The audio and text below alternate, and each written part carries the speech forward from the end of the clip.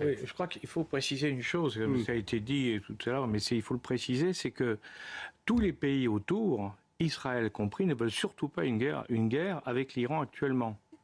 Les Américains ne peuvent pas la faire, il faut le savoir. S'ils attaquent l'Iran, tout le monde a peur des réactions avec les missiles iraniens, parce qu'il ne faut pas oublier, on en avait parlé une fois déjà, que les missiles iraniens passent. Ils ont trouvé une technique pour franchir le dôme de fer. Hein. On l'a vu en Israël. C'est pour ça que plus personne ne veut actuellement risquer d'avoir des missiles iraniens qui leur tombent dessus. Alors ça, c'est le premier point. Donc la guerre, elle est en réalité, alors au-delà des déclarations, hein, elle n'est pas possible. Ça, c'est le premier point.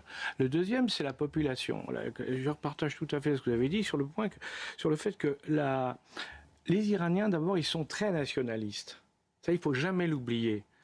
Quand on attaque l'Iran, même le régime des mollahs, ils le prennent mal.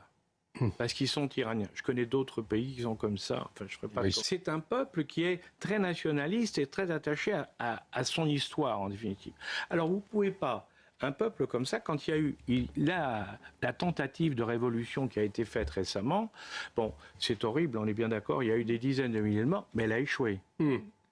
Hein? Après, on peut discuter de comment les pays occidentaux ont aidé, et puis ils s'est loupés, puis ça n'a pas marché. Oui. Hein? Donc ça veut dire qu'il faut trouver autre chose. Et on revient au problème précédent, ils ne peuvent pas faire la guerre. Il faut qu'on arrive à provoquer une modification interne du système. Comment faire? Par la négociation. Et c'est ce qui est en train de se jouer sous nos yeux, Xavier Federova, en ce moment. Alors, ce n'est pas satisfaisant sur le plan moral, mais c'est la réelle politique. C'est là, voilà.